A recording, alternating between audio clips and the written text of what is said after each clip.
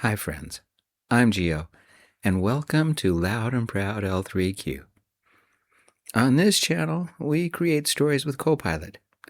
I input some random results and we see what it creates. This is the sequel to Coming Out and Lost. It's Thanksgiving. I've given it the instructions. Let's see what fun Copilot had. As always, I edit the chapters together and narrate. But the words are Copilot's. Hope you enjoy. By the way, please excuse any noises in the background. I have a couple of birds in the back room. Chapter 1. Sunday evening. The radiator hissed in the corner, fighting the late November chill. I sat cross-legged on the couch, hoodie pulled tight, notebook open but untouched. Outside, Chicago's wind rattled the windows, carrying the smell of burnt leaves and cold metal. Timothy moved through the kitchen, steady, pouring coffee into matching mugs. His voice carried casual warmth, the kind I still wasn't used to. "Thanksgiving's in a few days," he said, sliding a mug across the table. "My parents want you there." I stared at the steam rising from the cup. Thanksgiving meant family. Family meant silence, judgment, rejection. The letter shoved under my door. I tightened the drawstrings of my hoodie, as if armor could be pulled tighter. This apartment was sanctuary. Lamplight, coffee, the hum of the radiator. But Timothy's words cracked the quiet. I scribbled a line in the notebook, then stopped. The pen hovered. I thought of turkey, laughter, a table where I might belong. I thought of my parents, the price of coming out already paid. The radiator clicked again. The silence stretched. Timothy leaned against the counter, watching me. "They want you there," he repeated. "So do I, love," softer this time, as he set the mug in front of me. I closed the notebook. The steam curled upward, vanishing. Chapter 2. The coffee cooled between us, steam fading. I kept my hoodie tight, pen tapping against the notebook. Timothy leaned forward, elbows on the table. His face was steady, unhurried. "Family isn't just blood," he said. "It's who sets a place for you, and Mom's using the good china."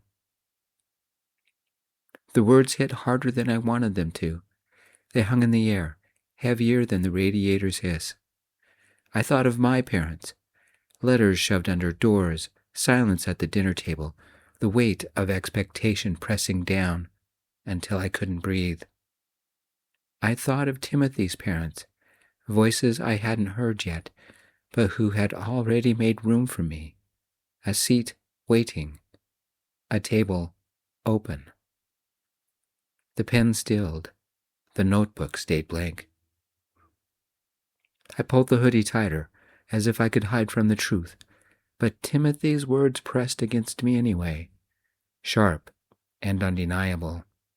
Family wasn't just blood. It was choice. It was invitation. It was risk. Chapter 3. I wandered toward Timothy's desk, notebook still in my hand, hoodie strings pulled tight. The radiator hissed behind me, steady as breath. On the wall, above his desk, hung a framed photo. Timothy stood in the center, taller than the rest, grin wide. His parents flanked him, arms around his shoulders, faces lit with easy warmth. Off to the side, Talia, his little sister, slouched, phone in hand, eyes half rolled. Caught mid-expression. At the bottom of the frame, a tabby cat blinked at the camera. Unimpressed. I stopped, staring. The picture was ordinary, domestic. A family frozen in laughter, irritation, comfort. I thought of my own family photos, posed, stiff, silence pressed into smiles. No cat, no bratty sister, no warmth spilling out of the frame. Just expectation, just perfection, just wait. Timothy came up behind me, coffee mug in hand. He set the mug down and wrapped his arms about me, hugging me from behind. "That was last Thanksgiving," he said. "Talia was mad we made her put the phone down." I traced the edge of the frame with my eyes. The cat's glare. Talia's half smirk. Timothy's parents, arms linked. A family, messy, real. I tightened the hoodie strings. My parents had never looked like that. Chapter 4. The phone buzzed on the counter. Timothy's mom's name glowing on the screen. He answered, voice warm, casual. I listened from the couch, hoodie strings tight, notebook unopened. "Yeah, we're good," Timothy said. "Cold, but good." A pause. Then his smile shifted, softer. "No, Adam hasn't said anything yet." My stomach tightened. The radiator hissed louder, or maybe it was just me hearing it that way. Timothy's voice carried across the room, steady, certain. "They want you there. Thanksgiving, 3 days. Mom's making up the guest room." I stared at the blank page in my notebook. Thanksgiving meant family. Family meant silence, judgment. The letter shoved under my door, turkey carved in silence, eyes heavy with expectation. Timothy ended the call, slid the phone onto the counter. He looked at me, steady. "They want you there," he said, repeating the words like a promise. I pulled the hoodie tighter. The invitation hung in the air, heavy, impossible. A seat at the table, a family, not my own. The radiator clicked, the silence stretched. Chapter 5. I sat back on the couch, hoodie strings pulled tight, notebook unopened, the radiator hissed, steady as breath. Thanksgiving. The word itself carried weight. I remembered my parents' table, turkey carved in silence, eyes heavy with judgment, conversation clipped to nothing, a family photo posed stiff, smiles pressed flat. Timothy moved easily through the kitchen, humming, stacking plates, throwing out old containers of Chinese takeout. I pulled the hoodie tighter. "Tell your folks thanks, but I think I'd better stay here," I said, voice low. Timothy looked up, steady. "They want to meet my boyfriend, and that makes you family. You're coming. You better say yes." I tapped the pen against the notebook. My eyes drifted to the photo on his wall. Arms linked, laughter caught mid-frame. Talia rolling her eyes, the cat glaring at the camera. Messy, real. Then I thought of the letter shoved under my door. "We will accept you when you choose to be straight." Words like chains. The invitation hung in the air. Impossible. The radiator clicked. The silence stretched. My pen hovered. Notebook still blank. I stared at the page, waiting for words that wouldn't come. Chapter 6.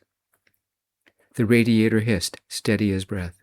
I sat with the notebook closed, hoodie strings pulled tight, Timothy's words still pressing against me. Family. The word burned. My parents had carved it into silence, into letters shoved under doors, into chains I still carried. I thought of Timothy's photo on the wall, his parents, arms linked, Talia rolling her eyes, the cat glaring at the camera, messy, real, a family that didn't look like mine. But maybe that was the point. I tapped the pen against the notebook, waiting for words that wouldn't come. The radiator clicked. The silence stretched. Timothy snuck up on me, leaned over, and nuzzled my neck. His voice dropped low, and he whispered, "Say yes, boyfriend." My eyes widened. He swiveled my chair a little, sat in my lap, and kissed my forehead. In a breathy tone, his voice dropped even more. "Say yes, love, for me." The kiss was crisp, graceful, his touch thrilling, his lips slipping their way into my heart. His breath held a touch of garlic. I held my breath. Do it for me, love. Finally, I exhaled. Okay, I said, voice low. I'll go. Timothy's smile was quick, certain, like he'd known all along. The microwave dinged. He slid a plate of leftover fried rice onto the counter, casual as breath. Good, he said. Believe it or not, my folks are nice people. Even my sister. Not Humphreys. That's the cat. He's meaner than your parents. If you don't give him what he wants, and now, he throws a hissy fit. I pulled the hoodie tighter, but the words were out now. A seat at the table. A family, not my own. The radiator hissed again, steady, relentless. I closed the notebook. The page stayed blank. But the decision was written anyway. Chapter 7. The car slowed, tires crunching over fallen leaves. Galena, Illinois, a historic and cozy town, looked like something out of a postcard. I pulled the hoodie strings tighter, the notebook pressed against my knee. Timothy turned into a quiet street lined with houses. Porches lit, pumpkins keeping watch, the smell of wood smoke drifting faintly in the air. We stopped in front of a 2-story house, paint chipped at the edges, porch light glowing warm against the November dark. Curtains glowed from inside, shadows moving, voices spilling faintly through the glass. I sat still, breath caught, a suburban house, ordinary, domestic, the kind of place where family photos lined the walls, where laughter carried through rooms, the kind of place my parents' silence never touched. Timothy cut the engine, glanced at me. Ready? He asked. Casual. Certain. I tightened the hoodie strings. My hand hovered over the notebook, useless now. The air was different, alive, waiting, filled with the sense of falling leaves and apple cider. I exhaled. Okay, I said, voice low. We stepped out. The porch creaked under our weight. The door swung open, and warmth spilled out. Voices, laughter, the smell of turkey already in the air. The door swung open. Timothy's mom hugged him first, then his dad, arms linked like the photo on the wall. I stood just behind, hoodie strings tight, notebook tucked under my arm like a shield.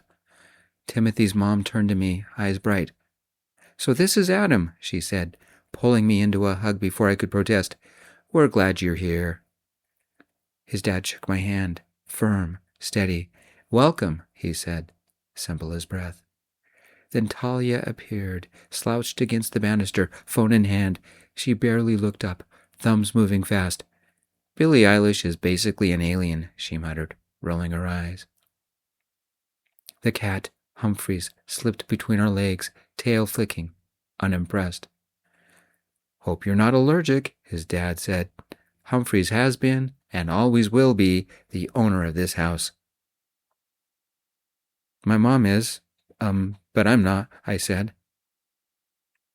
Billie Eilish is allergic to humans, Talia muttered, not looking up from her phone.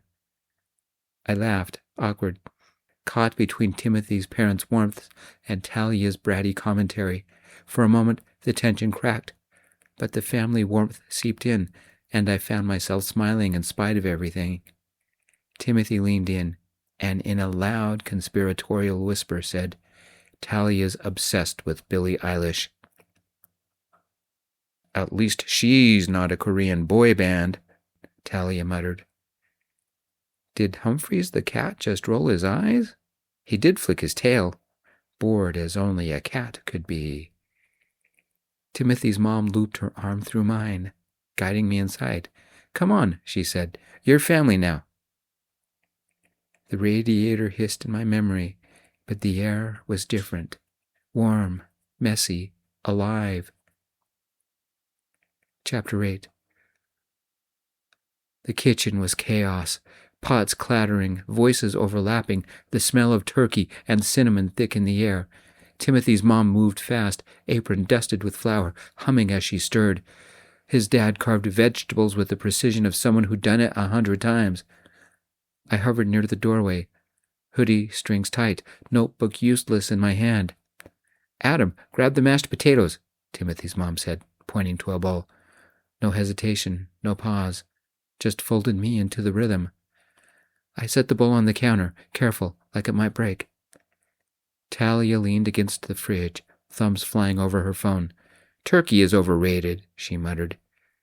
Billie Eilish could sing about mashed potatoes and it would still be cooler. Timothy laughed, shaking his head. Ignore her. She thinks sarcasm is a food group. Humphreys the cat jumped onto the counter, tail flicking, eyes fixed on the turkey. Timothy's dad shooed him down, but the cat only blinked, unimpressed. I found myself smiling, awkward, but real. The noise, the banter, the cat's defiance. It was messy, alive, nothing like the silence I'd grown up with. Timothy nudged me with his elbow. See? Not so bad. I tightened the hoodie strings, but the warmth pressed in anyway. For the first time, I felt the edges of belonging. Chapter 9. Dinner stretched long, laughter spilling across the table. Timothy's dad carved turkey with practiced ease. His mom kept refilling plates, and Humphreys prowled underfoot, tail flicking like he owned the place. Maybe he did. I sat between Timothy and Talia, hoodie strings loose for once, notebook forgotten, the warmth pressed in, banter, food, the kind of noise I'd never known at my parents' table. Talia stabbed at her mashed potatoes, thumb still twitching toward her phone. So, Adam, she said, eyes flicking up, what's it like having parents who freak out about everything? I mean, Timothy says you're basically a runaway. The words hit harder than she meant them to. Laughter thinned. The radiator hissed in memory. Chains tightened. Timothy shot her a look. Talia. She shrugged, unapologetic. I'm just saying, not everyone gets a perfect family photo. I pulled the hoodie strings tight again, the warmth cracking. For a moment, the table blurred. Turkey, laughter, Humphreys, glare, all slipping against the weight of her words. Timothy's mom reached across, touched my hand lightly. You're here now, she said. That's what matters. I nodded, but the silence inside me was louder than the room. Chapter 10. The night stretched after dinner, laughter fading into quiet. Timothy's parents washed dishes. Talia sprawled on the couch, phone glowing against her face. Humphreys curled in the corner, tail twitching in sleep. I sat near the window, hoodie strings pulled tight again, notebook unopened. For a moment, I let the warmth settle. The smell of pie, the hum of voices, the ordinary mess of family. Then my phone buzzed, an angry buzz that almost made me jump, a message from an unknown number. I dared to hope. Maybe it's my parents wishing me a happy Thanksgiving. Maybe they'd say they were sorry, that they wanted to be a family again. I opened it. The laughter and warmth from the other room faded. Voices dimmed. The heady aroma of fresh-baked apple pie disappeared. My hands chilled as I read. This is your father. Have you come to your senses yet? Your decision has devastated your mom. We will accept you when you choose to be straight. The words burned, chains tightening around my chest. The radiator hissed in memory, louder than the laughter in the next room. I stared at the screen, thumb hovering, unable to move. The warmth cracked, replaced by silence pressing in.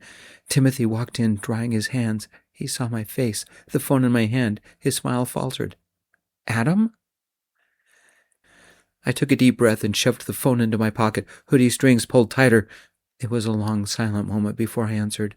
Nothing, I said, voice low, flashing a plastic smile. But the words were already inside me, heavy, relentless. My parents had found their way in, even here. Chapter 11. The laughter faded into rooms, dishes stacked, lights dimmed. I sat on the edge of the couch, hoodie strings pulled tight, phone heavy in my pocket. Timothy's parents said good night, voices warm, casual. Talia disappeared upstairs, humming a Billie Eilish song under her breath. Humphreys curled into the armchair, tail twitching in sleep. I stayed still, plastic smile gone, silence pressing in. The words from my parents echoed relentless. We will accept you when you choose to be straight. Timothy dropped onto the couch beside me. Close, steady. You've been quiet, he said. Too quiet. I shrugged, eyes fixed on the blank notebook in my lap. I'm fine, I lied. He leaned closer, searching my face. No, you're not. The radiator hissed in memory, chains tightening. I pulled the hoodie tighter, wishing I could vanish into the fabric. For the first time tonight, the warmth felt far away, except the sudden warmth in my eyes. I blinked to keep it from spilling over. I shouldn't have come, I murmured. Chapter 11. Timothy froze beside me, dish towel still in his hand. His voice dropped, sharp. Don't say that. I pulled the hoodie strings tighter, staring at the blank notebook in my lap. The words from my parents echoed, relentless. We will accept you when you choose to be straight. I don't belong here, I whispered. Not at this table, not in that photo on your wall, not anywhere. Timothy leaned in, close enough that our shoulders touched. His silence pressed against mine, steady, unyielding. You belong with me, he said finally. That's enough. I blinked again, but the warmth in my eyes spilled over anyway. The radiator hissed in memory, chains tightening, but Timothy's hand stayed on my arm, grounding me. The notebook stayed blank. The words wouldn't come. Chapter 12. The house had gone quiet, Timothy's parents upstairs. Talia's music muffled through her door. Humphreys curled into the armchair like a sentinel. I sat alone on the couch, hoodie strings pulled tight, phone heavy in my pocket. The words echoed relentless. We will accept you when you choose to be straight. I pulled the notebook onto my lap, opened to a blank page. The pen hovered, useless. No words came, just silence pressing in, chains tightening. I thought of Timothy's photo on the wall, arms linked, laughter caught mid-frame, Talia rolling her eyes, the cat glaring at the camera. Messy, real, a family. And then I thought of my parents. Silence carved into smiles, letters shoved under doors, the weight of expectation pressing until I couldn't breathe. I blinked, warmth spilling into my eyes. I pressed the hoodie tighter, as if fabric could hold me together. I shouldn't have come, I wrote on the page, then reread it and wondered what I should write next. The radiator hissed, steady, relentless. For a moment, I imagined leaving, slipping out the door, vanishing into the cold night, sparing Timothy's family the burden of me. But then I remembered Timothy's hand on my arm, his voice steady. You belong with me. That's enough. His words fought against the chains, fragile, flickering. I sat in the silence, torn between two families, one that rejected me, one that had opened its door. I read the words I had written. The choice was still unwritten. Chapter 13. The house was quiet, midnight pressing against the windows. My phone lay heavy in my pocket. Words from my parents echoing like chains. We will accept you when you choose to be straight. I sat on the couch, hoodie strings pulled tight. Notebook blank on my lap. The silence pressed in. Steady, relentless. My phone was on, the text from my parents burning on the screen. Then Timothy came back down the stairs, barefoot, hair mussed, eyes steady. He sat beside me, close enough that our shoulders touched. He saw the text on my phone and wrapped an arm about my shoulders. You don't have to fight this alone, he said. You belong here, with me, with my family. I blinked, warmth spilling into my eyes again. The radiator hissed in memory, but here the air was different, alive, waiting. I thought of the photo on his wall, arms linked, laughter caught mid-frame, Talia rolling her eyes, Humphrey glaring at the camera. messy, real, a family. I exhaled, slow. Okay, I said, voice low but certain. I'll stay. Timothy smiled, quick, certain, like he'd known all along. He leaned back against the couch, casual as breath. Good, he said, because you're already family. The chains loosened, just enough. The notebook stayed blank, but the choice was written anyway. I blocked the number and deleted the text. Chapter 14. Day after Thanksgiving. The table was full again. Leftover turkey, mashed potatoes steaming, laughter spilling across the room. Timothy's mom passed plates. His dad poured cider. Talia muttered something about Billie Eilish saving Thanksgiving, and Humphreys prowled underfoot, tail flicking like he owned the place. I sat between Timothy and Talia again, hoodie strings loose, notebook resting, closed beside my plate, the warmth pressed in, steady, relentless.